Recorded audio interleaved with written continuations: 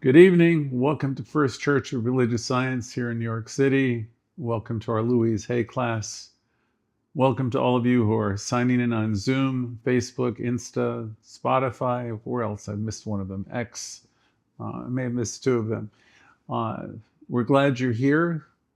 This class is based upon the work of Louise Hay, who many of you knew was a practitioner and a student here at First Church in New York.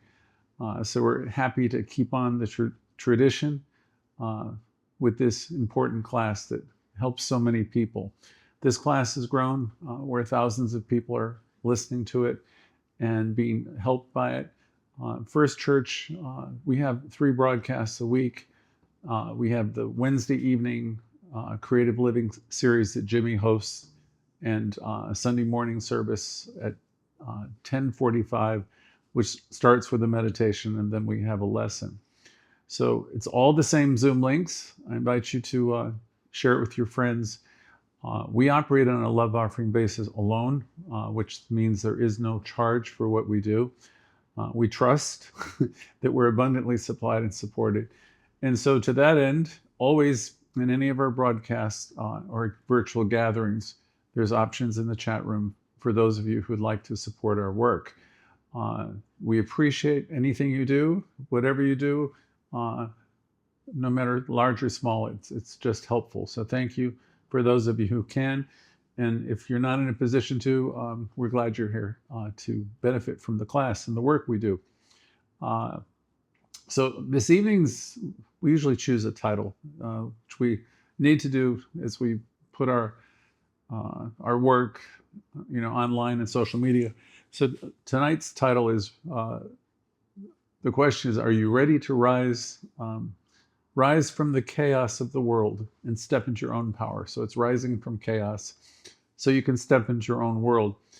So let's go forward. Here's a question for you. Did you know that the human knowledge is doubling faster than any time in history? I think some of you do, because I brought the subject up once or twice before. And my note to myself for this evening is the world is changing faster than ever. And how are we preparing ourselves for all the changes? And I'm thinking I probably shouldn't put this out here. It seems like it's a lot to keep up with.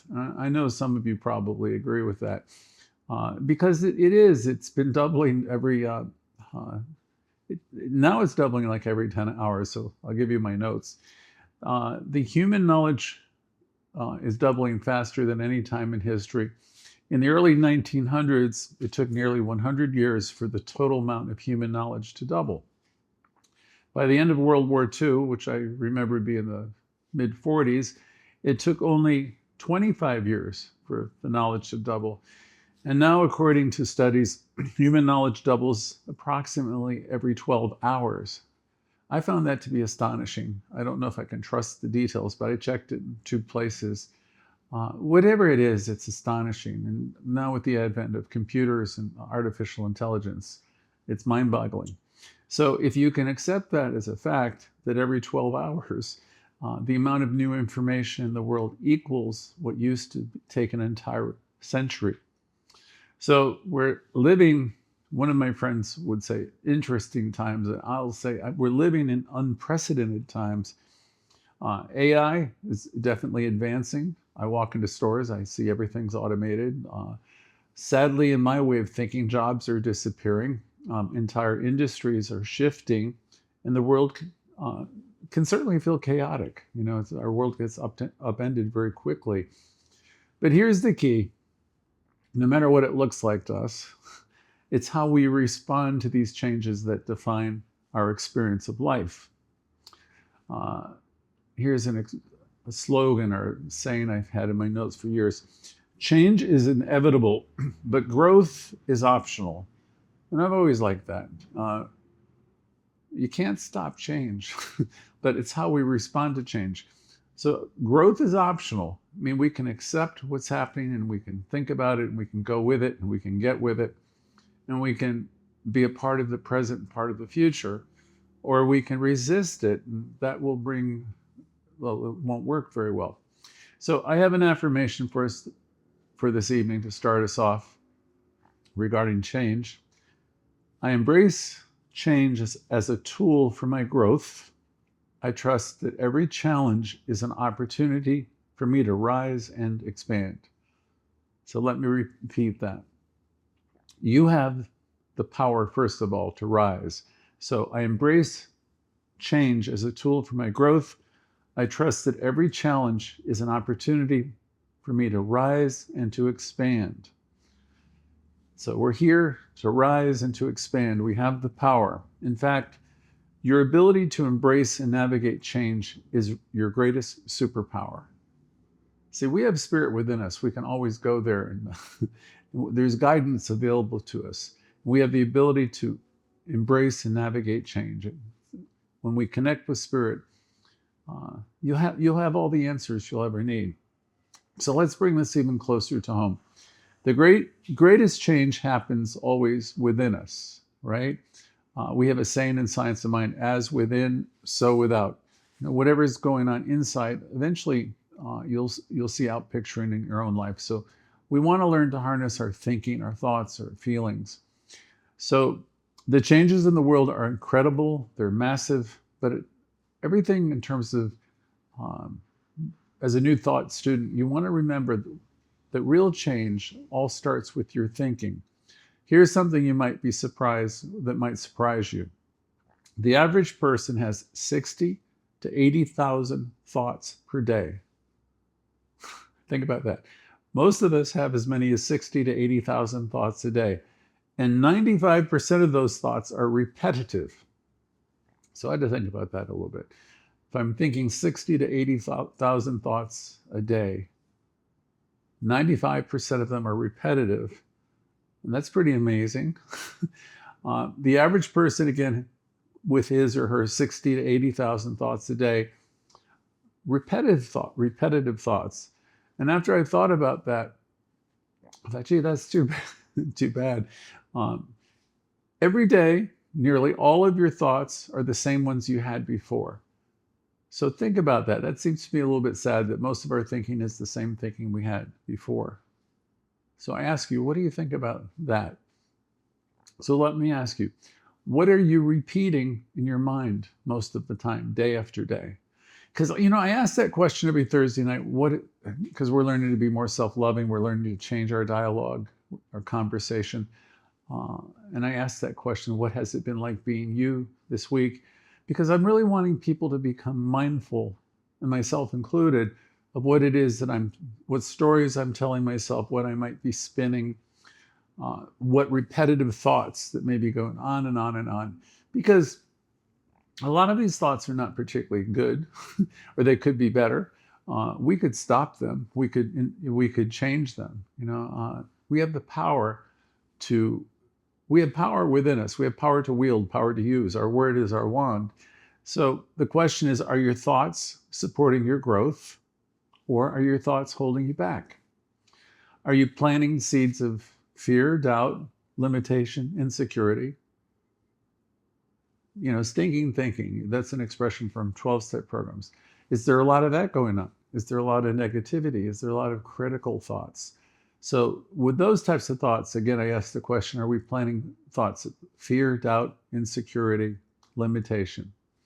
Or are you doing it another way? Are you taking the positive approach that Louise Hay talked about in sowing thoughts of love, peace, abundance, and possibility? See, you're the gardener. You're the one who's doing it. That's one of the great things that Ernest Holmes offered from the Science of Mind when he said there's power for good in the universe greater than you, of which you are a part, and you can use it. So you're the person who's sowing the thoughts. Now, it looks like we're sowing a lot of repetitive ones based upon these the statistics I was able to acquire. So maybe we want to start some new thoughts. Maybe we want to start sowing some thoughts of love, peace, possibility, prosperity, abundance. Every thought is like a seed that grows into something bigger in your life. Because they start out as small things. Every thought is like a seed that grows into something bigger in our life. I have family members who worry about everything, or I used to. One of them has passed away. And I couldn't change that person. They just do what they do. But if you're worried about things, if you're always like, sometimes I reference that nursery character, Chicken Little, the sky is falling. If you're a little bit like that, we're always going towards what's the worst thing that can happen, and you believe it's what you're doing. You don't really know it, but you're creating a lot of that stuff with your thoughts and your beliefs. So if you're constantly thinking thoughts of fear, lack, or limitation, what you're doing is you're growing those seeds. But with this teaching, as we learn to love ourselves, we can shift our thoughts.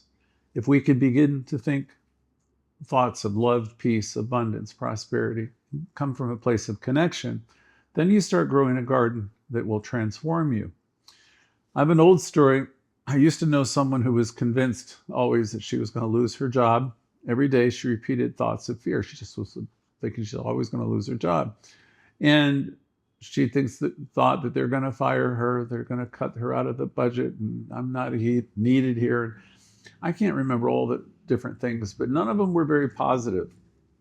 And she would say she's not really good enough because she doesn't have the skills that the younger people have. And guess what happened to her time and time again? She got laid off.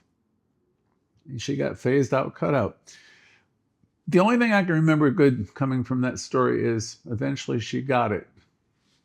A light went on and she got it. She realized that she was focused, all she was ever focusing on the job and what was going on and how she was going to lose the job. But finally she realized that all these fearful thoughts that she was having were planting seeds that would cause that experience. It would, Deepak Chopra would say the universe has great organizing power. So if you keep thinking these types of thoughts, the universe is going to respond to your thoughts and your thinking. And when this person began to change her thinking, and she started to affirm her value, saying, things like, I'm in the right place at the right time, doing the right thing, new opportunities finally opened up for her. She found a better job that honored her skills and contributions. So I just wanted to throw that out tonight for people to reflect on a little bit. I have a little release statement for anybody who might be caught up in any thoughts that are holding them back. It's a release. So here it is. I release the need for fear and doubt. I choose thoughts of peace, confidence, and worthiness. So that's a nice one for anyone who wants to do a releasing statement. I release the need for fear and doubt. I choose thoughts of peace, confidence, and worthiness. Louise, hey, my dad, I love myself the way I am. There's nothing I need to change. I release the need for fear and doubt. I choose thoughts of peace, confidence. I'm confident in myself, and I'm worthy. Remember, from this evening, you have 60,000 chances every day to choose a new thought. Now, that's a lot of opportunity. See, we're religious scientists. We know how to put a positive slant on things because we're here to put on new pair of glasses and to see things differently. 60,000 chances a day to choose a new thought. So we have lots of opportunities to not only start our day over with Raymond Charles Barker by saying yesterday ended last night.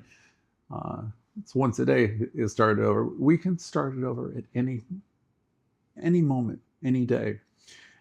Every time you think a new thought, you create a new reality for yourself. That's how powerful you really are potentially. Every thought you think is creating your future. So you can stop. I do dramatic stop in the name of love, invoking, Diana Ross, stop in the name of love. Whenever you're doing anything that's negative and you can catch yourself, that's a great moment for you to simply stop, acknowledge it, let it go. Do whatever you can to neutralize it. Let it go gently, lovingly, because this class is about learning to love ourselves. We're not trying to be critical of ourselves. We're just trying to become aware of what we're doing that's possibly working against us. We talk about taking a pause often, especially here at this particular center, this church. Taking a pause, the pause that refreshes, that came from an old an old slogan, advertising slogan, but we use it. We want to remember as often as we can through any day to slow down, to get centered and realize who we are. You know, in religious science, we'll say you are a point of awareness within the mind of God. You're a light, you know, in the heart of God. We have many ways of saying it, but we want to slow down and realize that you are that. You are that. You are an individualization of that greatness, of that spirit, of that infinite spirit. It lives in you, it dwells in you, it's a part of you. So we want to take a pause that refreshes, a pause that renews, a pause that reminds you of who you really are. So you have great power at your disposal that you can use anytime. Looks like we can do it. We have 60,000 chances a day, according to my latest research. And here's the thing, science itself backs all this up. When we talk about the power of a pause in our gatherings, here's why. Studies show that just about 60 seconds of deep breathing can significantly reduce your stress. When you take a moment and pause, breathe, and center yourself, you activate your parasympathetic nervous system, which calms your entire body and your mind just by taking that pause, breathing in and out. That's even before you're connecting with the idea of source that's available within you. The very act of taking the pause and centering yourself will activate your parasympathetic nervous system, and that'll calm your body, calm your mind. Louise Hay always said, she said, I trust in the process of life, and she would say, all is well, especially in moments of stress. As you learn to do this, you develop the habit of saying, all is well, I trust in the process of life. And as you learn to take this pause, be still and know that you are one with this one, and affirm all is well, you are literally rewiring your brain. So take those moments to take those breaths and pause. You'll be rewiring your brain, and you'll allow yourself to connect with spirit, indwelling spirit. So practice doing that. Neuroscience shows us that affirmations create new neural pathways, which we've spoken before, which will help us think and feel differently. If we do this habitually, it won't take a long period of time. These moments using affirmations and pausing, doing a little bit of breathing exercises will pay great dividends for you. So let's take a moment to practice this together today. Let's take a deep breath. You could close your eyes for a moment if you want. Deep breath in, inhale, and exhale. Maybe another one. In and exhale. One more. In and exhale. I'm sure that feels good. Here's an affirmation for you. In the stillness, I reconnect with my inner power. All is well in my life. In the stillness, I reconnect with my inner power. All is well in my life. How does that feel? Do you notice a sense of calm beginning to settle in? This is a practice that you can return to again and again. It's very simple, no matter how chaotic the world may seem to be around you. Do that and remember, do the breathing, and remember to say to yourself, all is well. One of the hardest lessons for many of us is learning to let go of the need for control, the need to direct. So I want you to think about that today. It's difficult for many of us to let go. We want to learn how to let go of that, to let go in general, let go of control.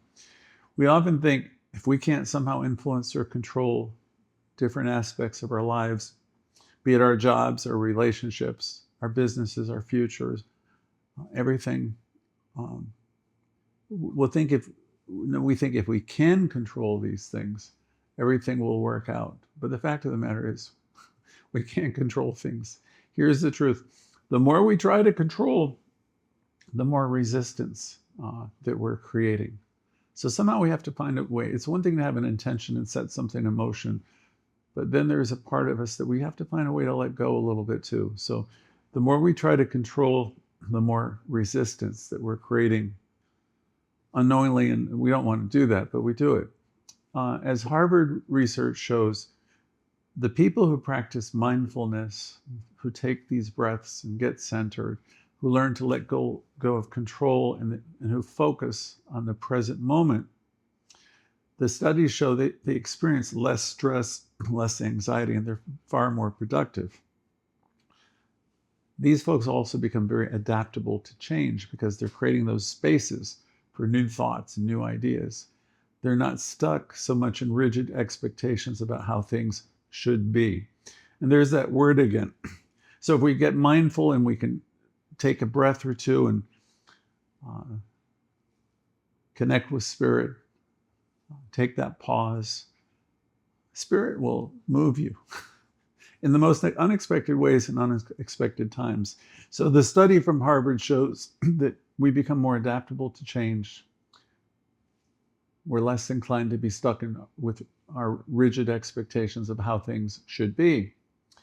Remember, Louise Hay completely disliked the word should. She said she would throw it she would throw it in the garbage can, the use of the word should, because it's usually critical. Wherever it's being used, you're either criticizing yourself, saying not good enough, or someone else is not good enough, and she thought the word was useless. So the more we can free ourselves from these types of critical assessments of others or ourselves, the more we allow ourselves to rise above the chaos. You know, there's an expression I learned years ago, which was this: be still and know that I am God. So there's that idea of calming yourself down in that stillness and connecting with spirit and realizing you are one with that. You are one with the one. You don't like the word God, call it whatever you want to call it. Be still and know that you are one with it. And the more you allow yourself to rise above all the stuff that's going around you, and do this, you will step into the flow of life. So this evening, I'd like everyone to reflect on what you've been trying to control in your life. Maybe it's a relationship. Maybe it's the way something's working out. Maybe you're working on a project and you want it to work out. You're trying to force it. Or it could be your career. It could be your health. It might even, you're trying to control what you think you should be. Whatever it is, I now invite you to release the need for control and to trust that the universe has a greater plan for you, one that goes beyond anything you could force or manipulate. So let's do an affirmation, one of release together. So silently in your mind, repeat after me. I release the need for control. I trust that the universe is always guiding me and everything is unfolding in divine order. I'll repeat it. I release the need to control. I trust that the universe is guiding me and everything is unfolding in divine order. Do this one often, and when you let go, the suggestion is make room for miracles. Let's try to move from trying to force things to happen, make things happen, and know that we're supplied and supported and connected, and release the need for control, trusting that you're always being guided and everything's unfolding in the most perfect way. And again, when you let go, you make room for miracles. And miracles happen when we stop trying to force life to behave or to force life into our limited idea, and instead rise above all of the fray and the chaos and allow life to unfold in all of its beauty and wisdom, which it will. So in this teaching, as we learn to love ourselves, we want to heal ourselves. You can heal your life. We want to heal on every level. One of the most important things to rise out of chaos and confusion One of the most important things to do is to learn more about forgiveness. And we talk about it often. Who are we forgiving? Well, we're forgiving ourselves most of all because we've made a lot of mistakes while we've been learning. And that's normal. It's natural. Many of us lament the past and we think you wish you could do it over. And the fact of the matter is, you've always done the best you could with the information you had at the time. Or as Louise Hay would say, the information, the understanding, and the awareness that you have. And that's really a wonderful thing to realize. It took me a lot of years, but people are doing just about the best they can. And once you start to know that, and you realize that we're all spiritual beings and all of us are evolving, that's a concept. Okay, so you're here at this point in your life, and life gives you lessons, and sometimes they're painful, but everything that comes to you in the way of a lesson is for your growth and betterment, ultimately. So we trust in the process of life. And we realize as you look back in your life, and you think, my goodness, I'm a different person now. And you are, because you're a spiritual being and you're evolving. And the lessons have all been touchstones for growth. And as you think about it, you realize everybody you know is going through different things. And everybody has their own challenges. And we're really not here to judge a single person because we're smart enough to realize that all of it's spirit and action. Wisdom is happening to all of us. So we're not here to judge anyone, is what I'm trying to say.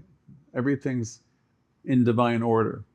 So we want to forgive ourselves for anything and everything, and we want to forgive other people. Holding on to resentment of any kind will cloud your vision. It will pull you right out of the here and now. It will increase stress, and it will hold you back from healing. According to studies from the American Psychological Association, holding grudges increases stress hormones like cortisol, which weakens your immune system and can lead to long-term health issues. Forgiveness, on the other hand, has the power to heal.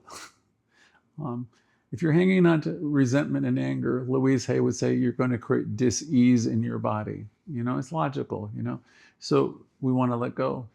We want to be the first person to forgive. We want to forgive ourselves. We want to forgive others.